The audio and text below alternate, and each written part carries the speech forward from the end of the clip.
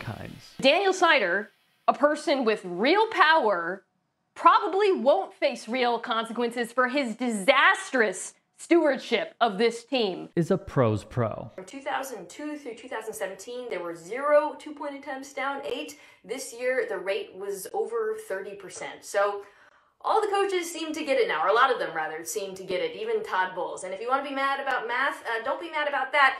Be mad they called a low percentage play the goal line fade because it sucks. And one outlet. A good state championship caliber high school boys team would smoke the best team in the WNBA. I would bet my entire savings in the bank that the boys' high school team would beat the WNBA team. I coach Little League sports. The Simone Biles story to me is about making quitting not only acceptable, but heroic. Run by that guy, Clay Travis. I think this is a massive issue for the United States Women's Olympics gymnastics team, that she's decided to quit in the middle of competition. We've never seen this happen. I don't think it's heroic. I don't think that she should be praised for it. And in fact, I feel bad for her teammates and the alternates that would have been able to step up and potentially take that spot. Has gone after her. Now, Travis is a sellout. Clay's such a fraud. He literally told me back in like 2015, he's like, there's no market out there right now for right-wing sports. He's like, so I'm going to just start like becoming a right-wing sports. He told me what he was going to do. PFT commenter spoke on it. How'd you feel about Clay Travis there? That sucked. I didn't know that was happening. Clay Travis went on before me. Now, he works for Fox. Like, I would have said something, but I'm on their field, on their turf. They invited me to be like, hey, that Fox guy that you had on Fox, he's a bigger hypocrite than LeBron. Which he is. I mean, he is. Republican. He's a Democrat. I mean, Clay Travis is a Democrat and pretends to hate, like, black people because he thinks that sells books. As did Barstool founder Dave Portnoy. So you throw, Clay Travis a cookie and try to have him, like, be the witty, funny, but unfortunately he's none of the above. He's smart, but he's just not funny. Like, he's so boring. Who has a beef with Travis as well. Now, as we discussed, Outkick, Travis's venture, has gone out of their way to target Mina Kimes with hit pieces from opinion writers like Bobby Burack, John Simmons, and a few others who have chosen this route to make a career. It's disgusting, but it clearly shows how the bacon is made at Outkick. One of those articles was even about Kimes being pregnant. A passage would be printed as follows: fellas, it's over. ESPN NFL analyst Mina Kimes is officially preggers. Yes, the young lady, once dubbed Yale's hottest girl with a major influence in NFL media, is expecting. She flashed a baby bump on the red carpet Wednesday night at the ESPYs. Weird. So when Travis would tweet, far left-wing ESPN employee Mina Kimes accused Outkick of horrible lies about her and causing racist attacks against she and her family, I read all our articles, she is lying. Kimes would respond saying this: here's a tiny sample of reactions your work produces and the disgusting hate you engender. You think you've been blackballed because of your politics, but that's not true. There are plenty of people with different views in our industry. The reason no one normal talks to you anymore is because you're a cruel, cynical bully who minds bigotry for clicks. Well done. Let's go through those screenshots she shared. Make me a sandwich, you slant-eyed bee, read the first. These, by the way, according to Kimes, were after those pieces came out. The racial slur for Asian people would read the second. The third, hey, Mina, go back to Korea, you DEI woke hire, with a middle finger. Yeah, you're trash. Go back to China, or some blank, read the fourth. She would follow all of that up with this. I want to add, I don't see myself as a victim at all. Weird stuff comes with the job. And the job, my job, is an absolute dream. I get to talk about football with my friends on television. Meanwhile, Clay Travis will go back to sweatily peddling inflammatory BS for an audience who sends tweets like those because it's all he has. No one actually cares what he thinks about sports. All right, I got to go watch Bo Nix.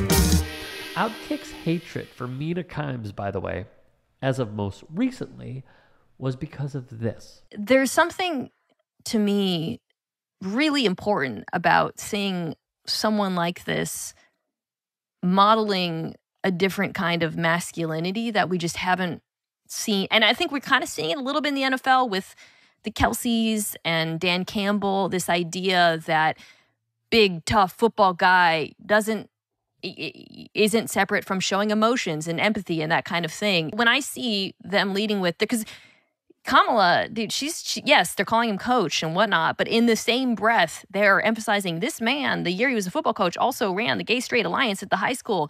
That's really powerful in a way that goes far beyond politics and electability, which is what the discussion we're having. There are very few models of like that in American public life. That came on Pablo Torre's show via Meadowlark Media, which is titled Pablo Torre Finds Out. It's fantastic. Huge stamp of approval from this network.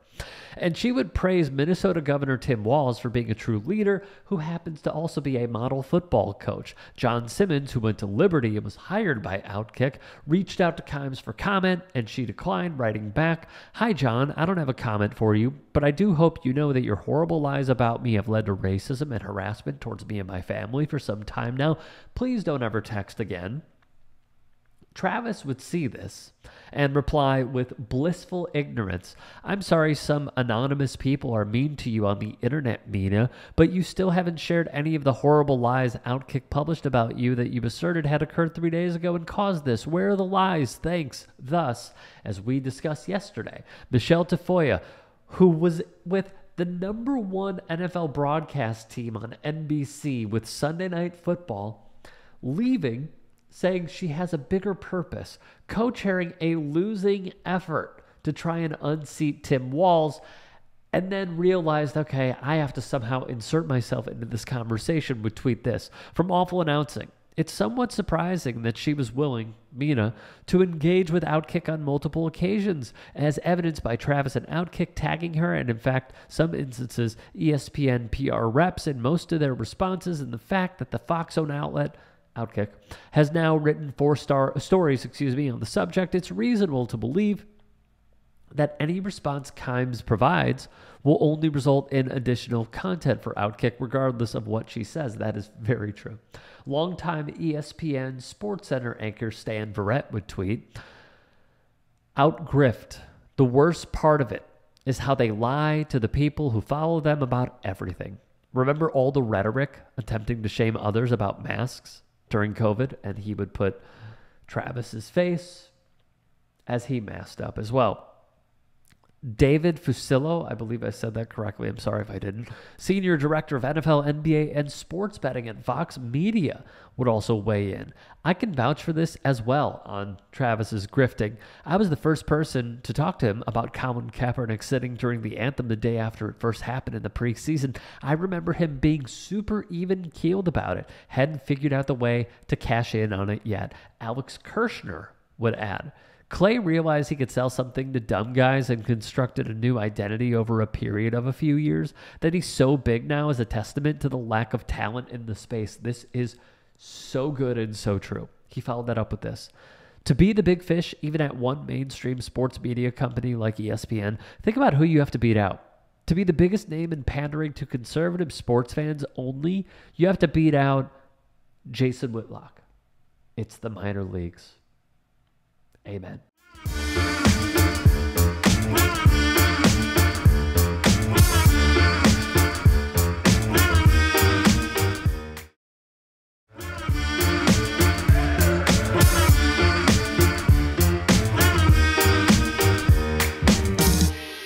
This is wild. Want to introduce Kyle Filipowski. You know, I'm just excited to be surrounded by these people. That is Kyle Filipowski, Utah Jazz rookie, former Duke Blue Devil, where he was a standout player in college, earning all ACC honors, even being named an honorable mention as an All-American. His story, though, gained traction during the NBA draft. NBA teams are talking about the fact that they had question marks about his girlfriend being so much older than than him? Why was he estranged from his family because of this whole situation? He apparently doesn't talk to his parents or his brother, and it's a very, very odd situation. Teams raised red flags because of his personal life, specifically his girlfriend, Caitlin Hutchison, who privated her Instagram after allegations surfaced of grooming. Kyle's mom, Becky, would see the ESPN report and write, "You're opening a 2-year issue." She is 28 with an endgame 3 years ago to have a diamond ring on her hand when Kyle left Duke. All caps, he was still in high school. Let's go back in time. The Salt Lake Tribune would report the Hutchinsons and Filipowskis were family friends. Caitlin's mother, Amanda, was hired as an athletic trainer by Becky after Becky graduated from Cal State University, Long Beach. Though they'd have a barbecue in 2016, Becky says it was roughly 5 years later when Kyle and Caitlin started getting more involved. At 17, this photo was snapped from Kyle's prom. It is dated May 21st, 2022. Kyle was about 17 at this time. Caitlin is either 25 or 26. As SB Nation wrote, even if we assume the first time they met was at this prom, that's still an adult dating a minor. However, a now deleted comment on Kyle's prom photo from Caitlin read, "1 year with my favorite person." That would mean they started their relationship when Kyle was 16 and she was 24 or 25 years of age. One Redditor even weighed in with a pretty accurate take. "Imagine getting your master's," because Caitlin later got her master's, "and then going to a prom." Replied another, "Dude, I just finished my 3rd year of undergrad and I could never imagine going to a high school dance. It takes a weird kind of person to still want to go to one of those that far removed from high school." I concur. Becky had warned Duke about the relationship and how she would protect him, Caitlin would protect Kyle from other girls. They said the school would handle it. Meanwhile, Becky's mother and grandmother had passed away and her mental health was declining.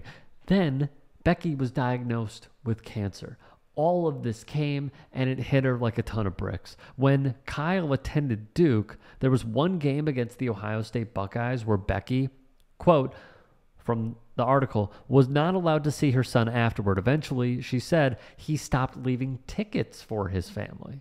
The relationship between Kyle and his family would grow even further apart from there. Page 6 would report Kyle's brother Daniel came forward on Twitter writing, and I quote, "You all don't have a clue of the extent of the story that has to do with his girlfriend. There's a story that has been pushed under the table for nearly 2 years now." He'd respond to one tweeter with, "Look up and read Mormon grooming and brainwashing, and you'll find some introductory details in there to connect some dots into the story that is going on here." He'd add, "My brother is a victim and was unfortunately a perfect pawn and target for this girl's lifelong scheme based on his human characteristics and growing potential as a high-level prospect, which started taking place in 2019, exactly at the time when she began her pursuit of him." Daniel would add, "Kyle, myself, your entire family and friends love you and are here for you. I have received so much outreach and support from families that have a child who has fallen victim to this same terrible and evil progression of psychological control and manipulation, and my heart goes out to all the families out there who have suffered through this experience in the past or are currently going through this right now. You all are not alone." He would then write this, "She forced him to cut us off from his life almost 2 years ago. Sent us an email and everything, basically the official goodbye letter.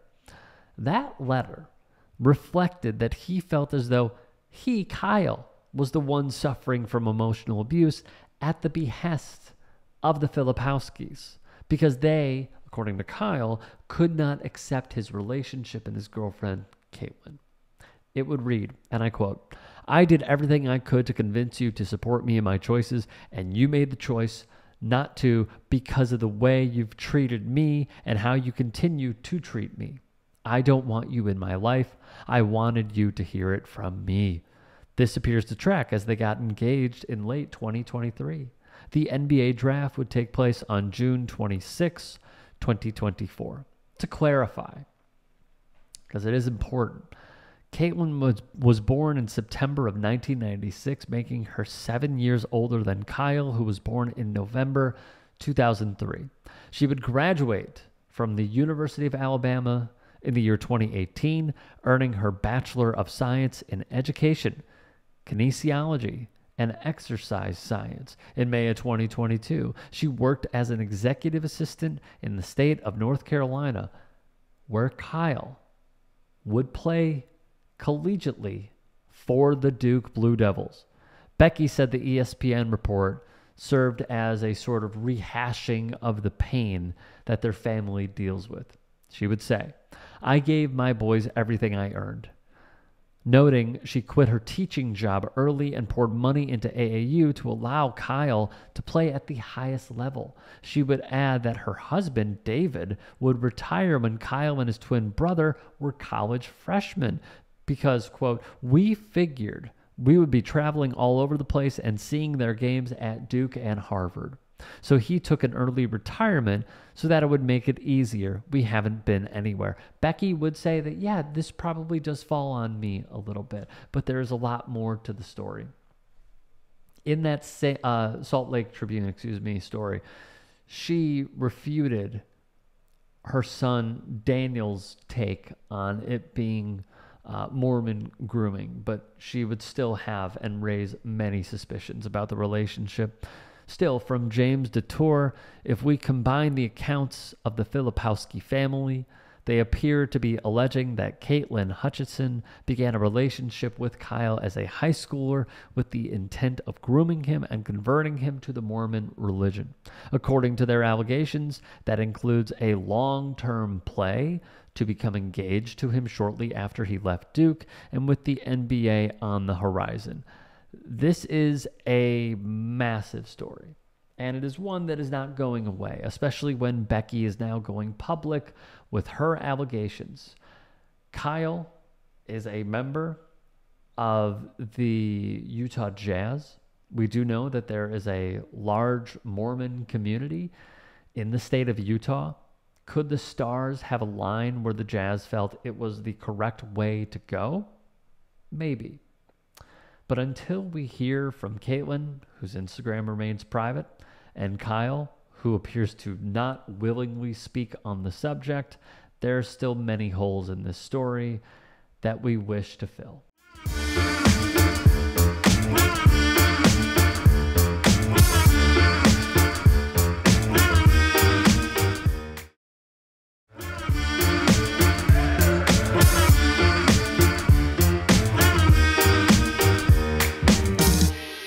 It sounds like what you're saying is, and correct me if I'm wrong, and I don't want to be wrong when I'm with you, because you know I got mad love for you. That's a rap phrase. I got it. All right.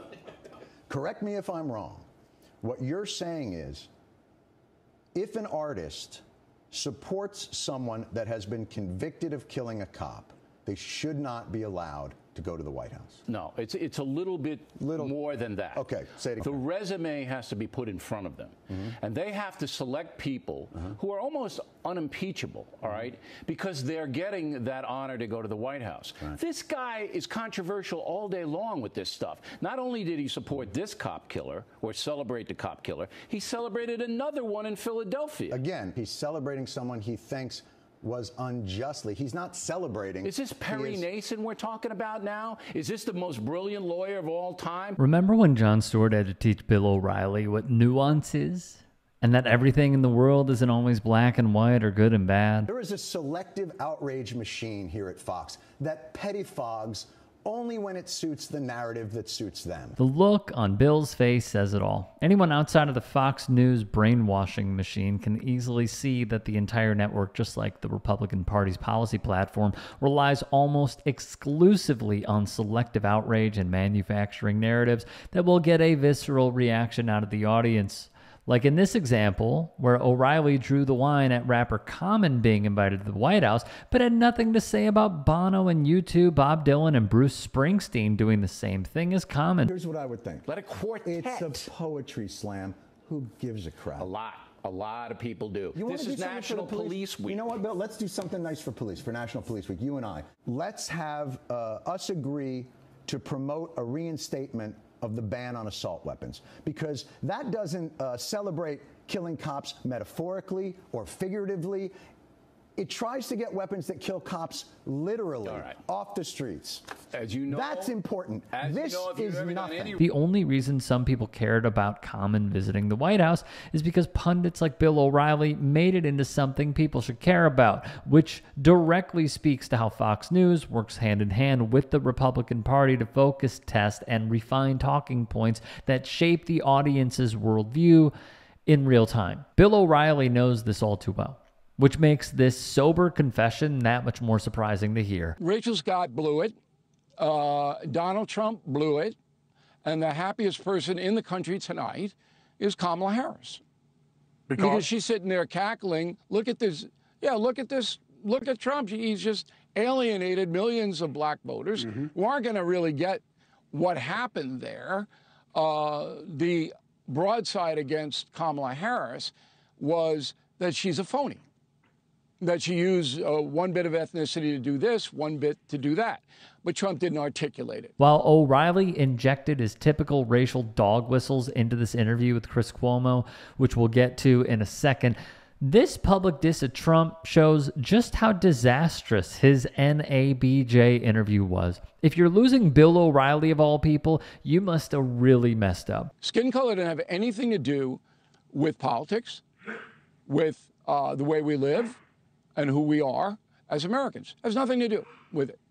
Now, if you are a person who lives and dies on skin color, I feel sorry for you.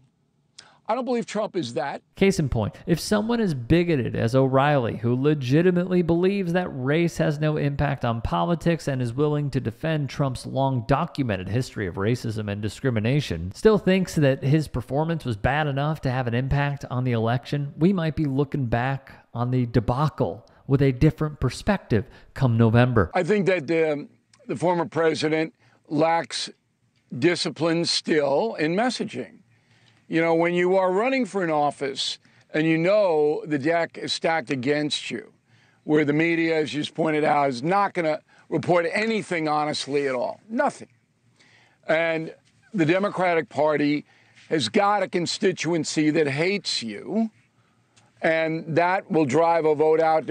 Doesn't matter what the issues are. Then you have to basically figure out, if I want to win, I have to do this. But he isn't like a guy who is internalizing what I should do.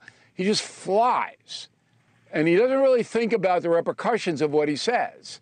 And that's hurting him. Just so we're clear, Bill O'Reilly deserves zero praise for calling out Trump's weaknesses and his campaign's shortcomings, but it is very telling and eye-opening that a staunch Trump ally and defender like O'Reilly is seeing the writing on the wall and raising the alarm that if the campaign doesn't turn things around, they could suffer yet another defeat in a race that was handed to them while Joe Biden was still the candidate. So you cannot challenge Governor Walz's credentials. He knows the system. He has governed, he has led, but he is a committed leftist.